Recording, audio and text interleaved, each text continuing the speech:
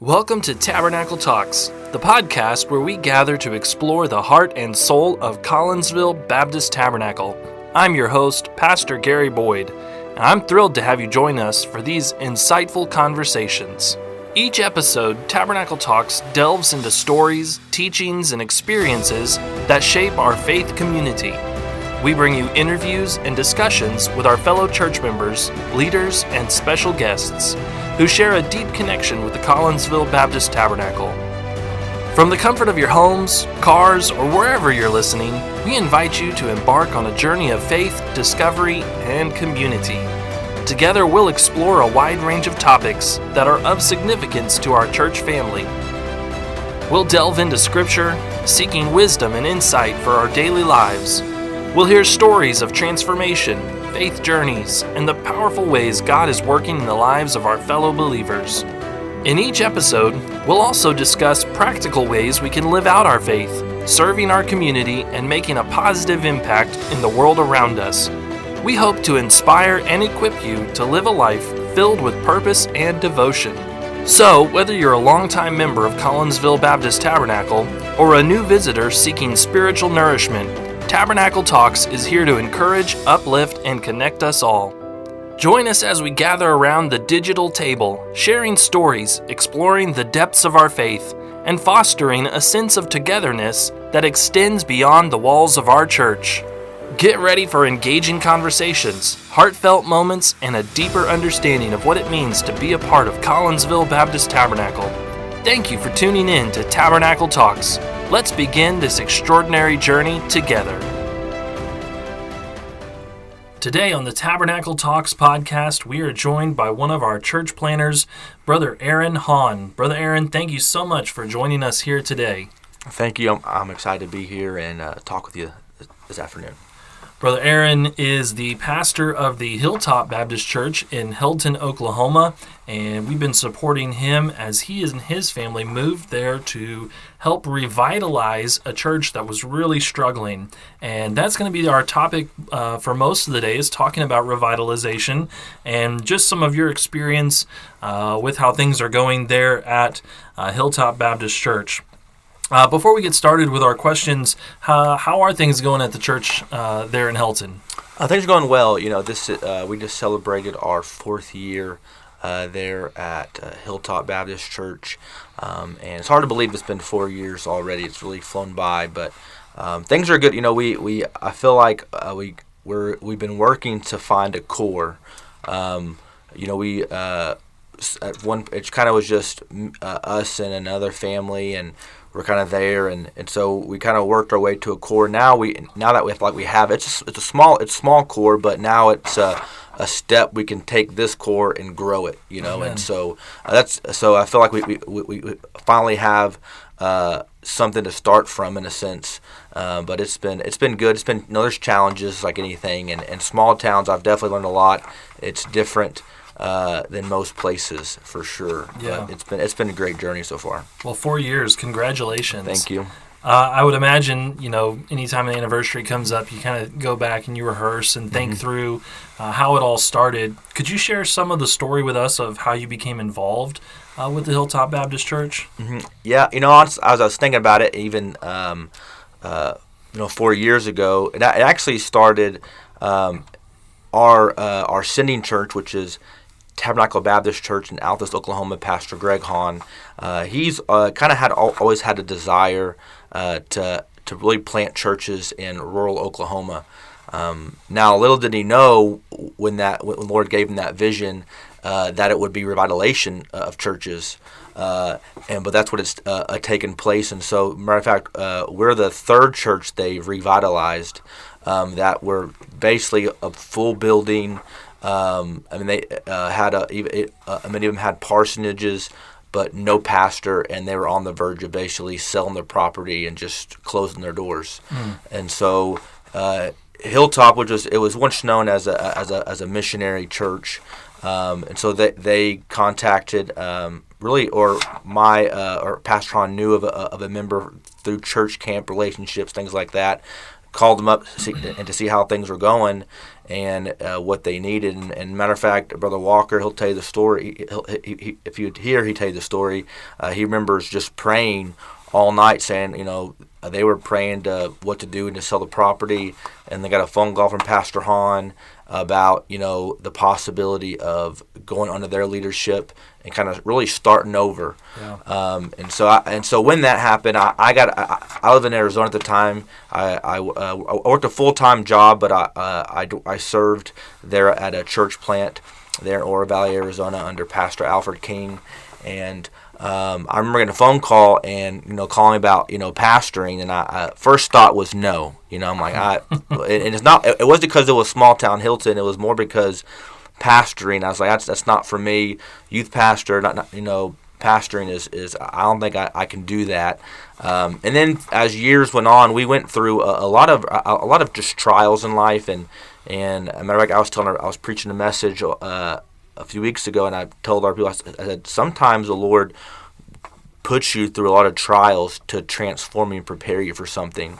And sometimes it speeds up the spiritual growth part sometimes, which you don't think about, it does. And lo and behold, I got asked about Healdton, and I've never been closed-minded. I always say I'll pray about it, and I did. And I remember going there June of 2019. Even before that, I already had the sense the Lord wanted us to be there. I remember pulling into Healdton, Oklahoma, there in June of 2019, and I remember blinking and I missed the town, because that's how small it is.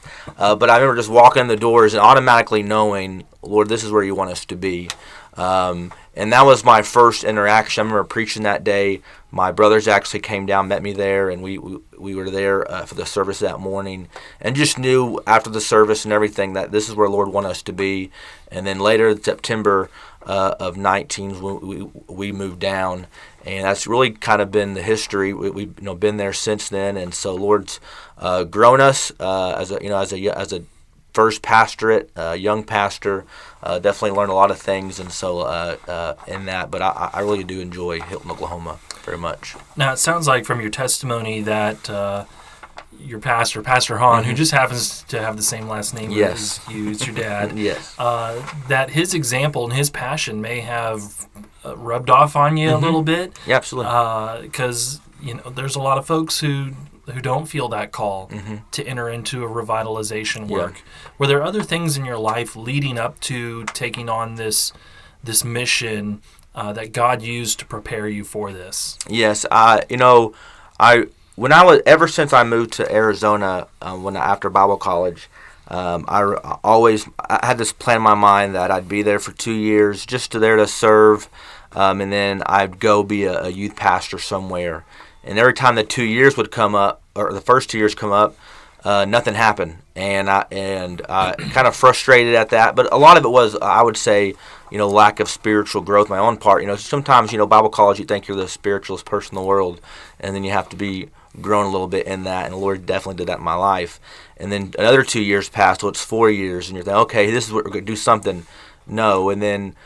Really about, I would say, the fifth year or the 4.5 mark there at Arizona, that's when a lot of things started. I started thinking about, it may not be youth pastoring.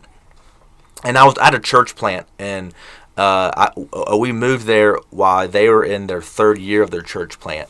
And so I remember just through that, there was a lot of practical ministry experience, church planting experience, and I can tell you even starting at Healdton, how much those years at Oro Valley pop in my head constantly. I remember going through something like this, but now I understand more what my pastor went through. I didn't understand what he went through at the time, but now I do. I go back to that mindset because I'm going through those things, and so really about that 4.5 year mark, the Lord started, I think, really working my heart about pastoring or even church planting. And I remember at that time I was thinking about starting a church in Texas, actually, around the San Marcos area, and Because honestly, I said, Lord, I'm never going to go back to Oklahoma, and I ate my words. So now I tell the Lord, I'm never going to Hawaii. I'm never going to go there. And so maybe that it works out that way. Maybe not. I'm just kidding. But no. But that's where, and so church planting has always kind of been like a passion, or I would say the last probably a couple of years at Arizona. And just being a part of a family really that has church planting, it definitely it's been a part of my DNA in a sense, and carried over in the Lord, and definitely has brought that together for sure. Yeah, and you've got kids now of your own that Yes. are watching you, and you're instilling that same legacy into them. Mm-hmm. Revitalizing a church, that certainly involves a lot of changes and adjustments. Can you describe maybe your approach or some of the key strategies that you have tried to implement to breathe new life into this congregation? Yes. When I first moved to Healdton, there at Hilltop Baptist Church, I'm a very I want to say I'm very organized, but so I'm an organized person. I'm very much about presentation, things like that. And many times, I remember when I walked in the doors and I'm thinking, my mind first hits of all the things I want to change or need to change or think I need to change. And, it's not nice enough here or there. And our auditorium is actually beautiful. It's very nice. It was actually sad. Well, at the time, it was actually remodeled recently before they were even going to close the doors down. So it had a remodeled auditorium. They were just going to shut the doors, and that's the sad part about it. But so there's other parts of it that need to be adjusted and fixed. But that was one of my mindsets. I got to change this, change that, and it really. And I as I've grown as a pastor, I mean, those are key things, I think, to a point, and there's certain aspects, especially in nursery. I think that was always a big avenue of if they're going to have your kids there, you want to take them somewhere where they don't feel scared. We had some visitors one time come to our downstairs nursery at the time before it was remodeled, and the kids were scared because it was a dungeon, they said. Oh, no. And so so now we had to change that, but I've learned that it's not about necessarily the remodel, but it's about the spirit. And a lot of things that we try to do as far as just reaching out to people, showing love, and making them feel greeted. So at a small town in our church, it's so naturally and easy us to come and just sit in our pews. And so many times I started just trying to go around the room and shaking hands, or and then we started doing a handshake song just because making people feel welcome. In that, and then also one thing for me as a preacher is I never wanted it, because there's sometimes as a church planter you're going to church and it's your family and maybe two other people, right? And you easily can get like, okay, I can not put so much effort in this because I'm putting effort in for this people, or just for this amount of people, when I want to put effort for this this much more people. And I really learned is that no matter how many show up on a Sunday or a Wednesday, is they deserve to get the full effort in it, and to never be treated like I guess, or a service is a failure, right? It's all about the presence of God, and so a lot of it was just trying to always have the same spirit and attitude, and that aspect, and of course we did do things as far as community stuff, and we had a bad reputation. I can tell you that the first day I moved to Healdton, we had the AT&T guy come out and put internet in our house, and he goes, I know who owns this, and he goes, yeah, the pastor used to live here. He started telling me, and it was negative stories, and I go, and I'm not even stepped foot in the church yet, as the pastor, my first Sunday, and I'm already getting negative stuff. I'm like going, yep, well, this is what we have to change, and so a lot of it was just I knew that we had to change the perception, and that was going to take time. Mm-hmm. And so I started subbing at the high school there in Healdton, and just started making relationships through that. And it actually happened to work out where a lady, a teacher, was having a baby, and so I subbed for 6 weeks. And that really, really helped as far as just I was there every day, Monday through Friday. And it was a challenge as far as preaching-wise, that kind of stuff. But as far as relationship goes, meeting so many people and then knowing their kids and then putting their kids together, faces with their parents, and then that really, and we started doing things and building off of that, and the Lord really opened up those doors as far as just working on just one day at a time.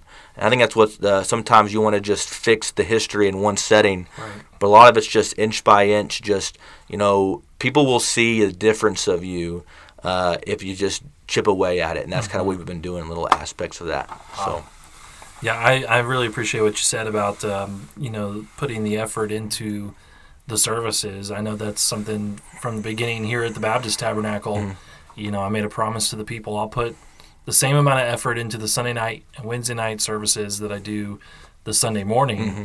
But when you see the numbers and you actually have to do that, knowing that there's going to be half the people, mm-hmm. that can be really difficult. It can be, absolutely. You mentioned a little bit about it, but what are some of the other hurdles or obstacles that you've had to face, and how have you seen God work to overcome them? Anything particularly memorable? I know you mentioned the parsonage, that you guys had some problems with the building there. Mm-hmm. Just a lot of things that you've had to deal with. What are some of those stories you could share with us? Sometimes I actually get nervous for our yearly anniversary, and because of that, it seems like every time there's an anniversary, there is a moment of a high that we experience. Well, then all of a sudden we go through a season of lows, mm-hmm. and our first year, obviously we when I first started at Hilltop, there 19 and then going into 20. Well, then 2020, everybody knows what happened in 2020 as far as COVID.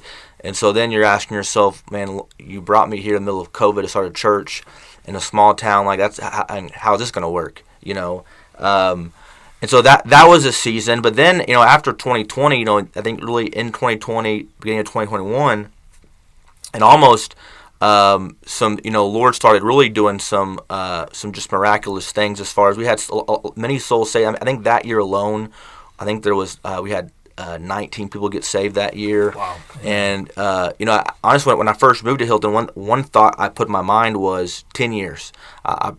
Is prepare myself for not to see somewhat fruit until 10 years, mm-hmm. just because I knew what I was walking into in the past and the history. Well, then 2020 happened, and honestly, I feel like I say now it's a teaser. It was like I thought, okay, man, this is a lot faster than I expected, and then I think every pastor knows this feeling of where things seem great, things are going wonderful, but then you get people that leave for whatever reason and they don't tell you. They don't really communicate with you, and many of them are just going through different seasons and they don't know how to communicate what they're going through. So it's easier just to rip the Band-Aid off and just leave you hanging. But it hurts as a pastor. You still have to deal with that because what people don't realize as a pastor sometimes is, whenever a person leaves, the pastor looks at himself in the mirror and says, "Is it my fault?" Mm-hmm. And what did I do wrong? You question your calling. You ask yourself if you're a failure. So there, you go through that season, and then we lost one of our families, key families. We lost Miss Ellen Walker that year to COVID, and she was like the person I could count on. If we had fellowships, I knew she would make too much food. If we needed help in the nursery or help in a class, she'd do it, and she'd be there. And and then as a church plant, as a young church, you want people you can count on, and it's like but now she's gone. And now her husband, who already had some health issues, and he does great. He almost every Sunday he apologizes to me because he feels like he's not doing enough. And I always tell him that you do more than you should, mm-hmm. already. And so he is such a blessing, and he's always has been. His daughter lives with them, and she's a blessing. She honestly she takes on the characteristic of her mother, and so you see aspects of just how God's used those seasons. And then so with that, and then people leaving, and then and then this last year it was more of a personal trial. And we went through just our church parsonage flooded, and we went through almost, I want to say it was 8 months of a remodel. Oh, my word. We have 4 kids, so we lived in just the back 3 bedrooms for 8 months with no kitchen. And in the town of Healdton, less than 3,000 people, we have 3 restaurants: Pizza Hut, Subway, and Sonic. And so we'd eat those, but then those get old, so you go to Ardmore, which is 30 minutes away. So that puts into your schedule, and so that was actually just after our youngest was born, Drake. And so he don't know what a normal life is, because that's how he was raised pretty much for those 8 months almost, and so then you have that, and then but through that though, the Lord's brought, we have 2 members of our church families that actually were a part of one of the reasons why the church had to almost close, because it split. And we had 2 families that actually said they would never step foot back into that church, but now they're members again of Hilltop Baptist Church. So in the midst of that difficult season, as hard as it was, you see the positives and how God's moved. So there's been hurdles, and with that, I think there's testings of, my wife and I talk all the time about it, is, we feel like we've been tested for so much in these 4 years that it really just gets the sense that we understand this, that Satan really doesn't want Hilltop Baptist Church in Healdton, because I think he knows what it's capable of, and not saying it's gonna evolve into a mega church. I don't know what the future holds of Hilltop Baptist Church, but I know that there's a possibility that it can make a far-reaching impact as far as many lives. And I always tell our people, I want Hilltop to not, it needs to make a difference in its community, but if we do our job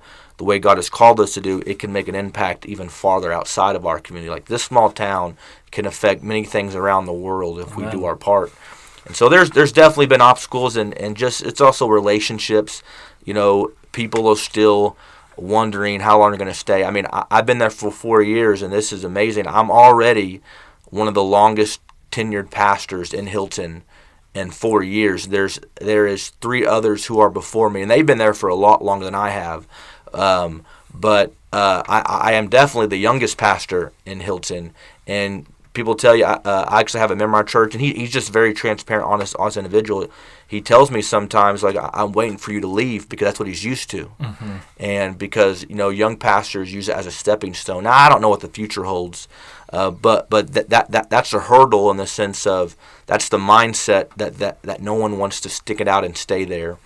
But I honestly tell myself, and I believe, and the Lord has really shown me in it, is that I really see the potential of Healdton, of, like, the greater or longer you're in one place, the greater I think that you can see how the Lord can use it through generations and generations. And I know that's not the norm as far as in some of our ministry circles today, where they want a better paying position, or they want a more congregation, and although it's tempting, it really is, but there's work to be done, and I think that if you work at it and you're faithful to it, Lord blesses it. And so a lot of it, I say, one hurdle is just the psyche, right? The Satan putting thoughts in your head and says, you don't have to work this hard if you were somewhere else. You don't have to work this hard if you were this, and it's like, that might be true, but Lord constantly just reminds me, this is where He's called me, and He's going to work it out the way that He sees fit. We just got to be faithful to do just that. So that's good. I think one of the things people forget, or they overlook, about churches in small towns is you really do have an opportunity to affect your community at all levels, in a very visible way. The school board, city council, all these things, all these positions of community influence are not out of reach, for your church. And, you talk about substitute teaching, the percentage of kids in the community that you can influence and that you can build a relationship with is much greater than a town where there's, 3 high schools, and you're just a little fish in a big pond. And so, people think going to small towns is small ministry, but in a lot of ways it's there's more opportunities than the big towns. Yeah, there is, absolutely. We believe that community involvement is obviously a critical aspect of any church ministry, but especially with a church revitalization. And when you are trying to rebuild that reputation in the community and have people see you as a viable option. I don't know if that's really the right way to say it, but when they are looking for a church to visit, you want them to think good things about your church. Can you discuss some ways in which your church has become an active part of the community? I know following you on Facebook, I see you guys doing something, it seems like every other week with your community. How have you guys been able to build such great inroads to the community? And then what is the positive impact that this has had, not just on the town, but also on your congregation? Mm-hmm. I remember it was 2020 when, the COVID happened, and a lot of schools didn't know if they were going to have graduation, and a lot of them were canceled. But a lot of it because of government regulations when it comes to just the school districts, things like that. Churches weren't a part of that restriction. And so I actually reached out to some senior parents that I knew and just made mention of them. I said, how would some parents feel about if we did like a graduation service at our church? I know that, just want to, share a thought out there, we don't mind hosting something like that. And it really kind of evolved from that moment in 2020 to like a graduation celebration service. They called it a senior tea, a senior appreciation service. So that first year, I think there was like 38 to 41 graduates, and we had 13 show up at that first service with their families, and now it's probably like maybe close around 80 people at the time, and we preached a gospel message and got them all gifts and things of that nature, and then really that was the first moment that we did really something as a community. And then from there, I just kind of I asked them, could we do something like this every year? Because like you made mention earlier about, when yours, I graduated from Altus High in Altus, Oklahoma, which I graduated with 336 students. So there's no way for one church to host that many and to give them, we actually at our church at Hilltop strive to give each graduate $20 and a Bible. And so with, you think about in a bigger town, 330 graduates, that's a lot of money, a lot of, to spend. But when a town of under 3,000 people, when the graduates are around 40, 41, 45, around that number, that's a lot easier number to hit in that regard, and an impact you can make in that.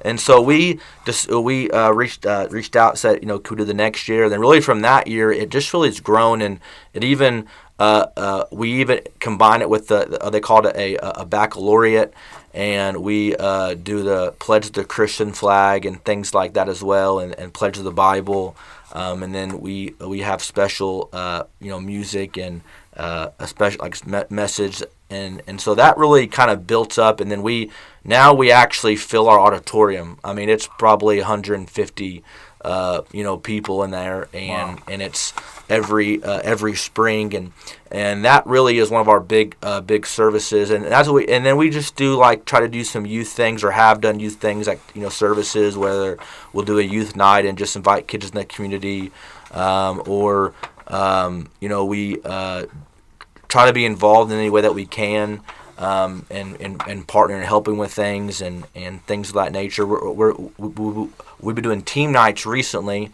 where we host whether it's a football team or a basketball team. Matter of fact, in the spring, it's kind of not really. I say it's unheard of. We're actually doing a team night for the band, and because we don't want to just cater to just certain sects of people, or and want to spread, really, because we're called to reach everyone, not just certain people, and so we want to be a blessing to all those there and at the school and in our community. And so that's kind of we just I knew we had to do that as a church because we wanted to show love, and I'm actually, I remember talking to Brother Bill Prater, used to be pastor right there in Liberal, Kansas, Fellowship Baptist Church. He said, there's two types of outreach in a sense. He goes, one thing you do as far as your community, where you do things with it, almost like an expectation to get some out of, in the sense of where it's an outreach to try to get people to come to your church, to try to reach them. Another thing you just do regardless of any expectation in return. And because you're doing it to try to have a good name, try to let people know what you're about. And that's really what some of the things that we do. It's not about, we're not really expecting anything in return. It's just that we want the community to know that Hilltop Baptist Church is there for them. Yeah. And it's really amazing when you go and knock on the door and you invite someone to church and someone tells you that says, man, y'all do a lot for such a small church, for the community. And I said, we love to do. And so people realize that and see that at our church, that we're known that if things needed to be done or whatever, that Hilltop Baptist Church is going to be there. And with that, it's allowed us to kind of, we've had to scale back some things, but a lot of times we did things, and not that it had to be an every year thing, but it's more of, we just want the community to know that we're here for them, and we've shown that to the community, like that they know that we're there for them and that we love them, and if they need something, and that's really been a blessing just to see the Lord use that, and that's actually, I can tell you that's one of the reasons why those members of our church now who left during the split, why they came back, because they saw what we did. Right. They saw the kind of love we have for the community, because when they were a part of the church before, it didn't have that type of feeling. And so that's and I remember when we first did it, I told some of the members that stayed through the split, and I said, we're not doing things to get people to come back. We're not doing things to try to even try to get people. We're just doing things to let people know this is what we want to be known as. But it's worked that way because we've done it. We've tried to do it the right way. Yeah. Well, I think it's important too for our listeners to hear you say. You mentioned, here you are, a smaller congregation, and yet these are not things that are reserved for the big churches. Mm-hmm. Smaller churches can still have an impact on their community. All it takes is a little bit of maybe creativity, a willingness to get out of your comfort zone. Absolutely. But there are opportunities for you to be involved in your community. Absolutely. We don't have a whole lot of listeners. A lot of them are part of our church family here at the Baptist Tabernacle, but there may be some listening to this episode, and maybe they feel God's call on their life to enter into a revitalization work like what you all have experienced. What advice or insights can you offer to help guide them in their efforts to enter into this, and to, if God does lead them in this direction, to see a thriving church community being built? I don't know necessarily what advice I could give, but I think one thing I've as I think about the question is that God's going to lead you where He wants you to be, and every place is going to have difficulty. Sometimes we like to sit there and say, well, this is harder than this place. And that may be the case in some aspects, and I can understand that. But I know that any place where God calls you, there's going to be difficulty to be there. And one thing I learned when I first moved to Healdton is I had to tell myself, I can't be the savior. My family can't be the savior to revitalize this church. It's got to be God. Yeah. And sometimes we get that, that hero complex where we feel like we've come to save the day, and we're not. God's come to save the day. God just wants to use us to do that. And because I say that because you take on a task of that nature, or any task, whether it's in ministry in general, and things are not going to go your way, and you're going to look at yourself and say, I'm a failure, and those things. And it's not so much that we're not failures, but we're challenged and we're tested. And ministry does challenge and test you. And I remember one of the thoughts, I think it was about my third year in, because that was, honestly, our third year was one of our hardest years that we went through there at Hilltop. And I remember just talking to a pastor friend of mine, And he really tried to, honestly, he was like the devil's advocate. And he was like, well, if you don't see any growth or you don't see anything, well, maybe it's not the place where God wants to build the church. And he wasn't saying that like to give up. He was saying like, really kind of get me to think about it. And I remember that was after one of the hardest letters I got about a member who just really didn't want us to talk to him anymore. They just gave me a letter and said, hey, we're leaving the church and don't contact us again. And I remember sitting there like, failure, all that.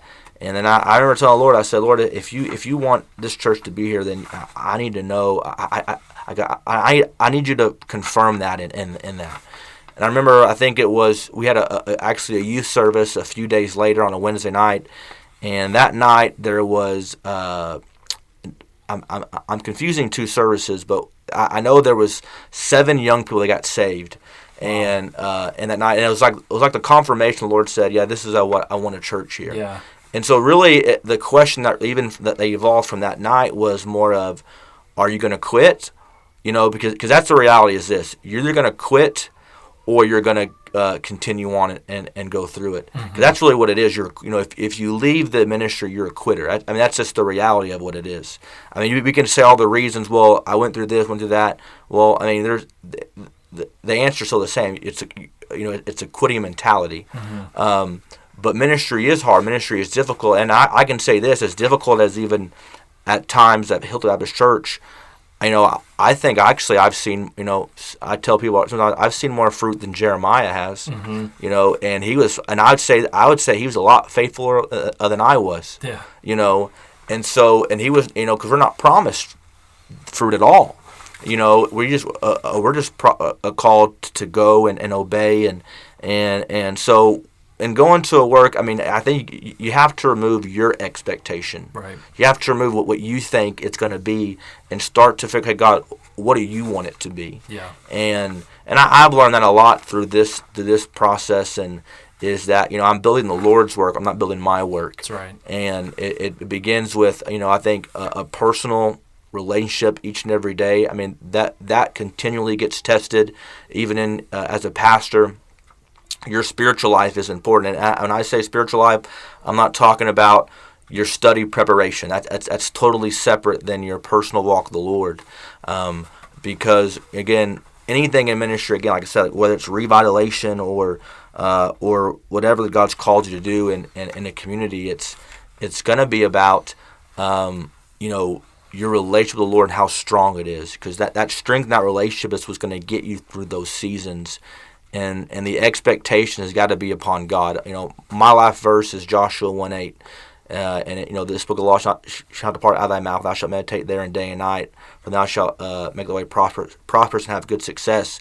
And what that verse is talking about is that if I follow God, success will be there. Not my version of success, but God's version of success. And that's the reminder I constantly have is, if I just follow Him, my ministry will be successful in the way that God wants it to be successful, not the way I want it to be. That's good.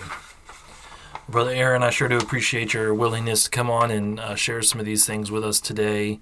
And we're looking forward to see what God will continue to do at the Hilltop Baptist Church through your ministry. I appreciate it. Thank you for having me on. And that concludes another enriching episode of Tabernacle Talks. We hope you found inspiration and encouragement through our conversation today. Before we go, we want to extend our gratitude to our wonderful guest who generously shared their story and insight. Your voice has truly enriched our community. We also want to express our deepest appreciation to the members of the Collinsville Baptist Tabernacle. Your continued support and engagement make this podcast possible. Remember, the conversation doesn't end here. Stay connected with us throughout the week. Connect with us on social media. Join us in our Facebook groups and let us continue to grow together in our faith. If you enjoyed today's episode, we invite you to subscribe to Tabernacle Talks on your favorite podcast platform, so you never miss an opportunity to delve deeper into our shared journey. As we part ways for now, remember that you are an integral part of our church family. Let your light shine brightly in your community, spreading love, compassion, and the message of the gospel.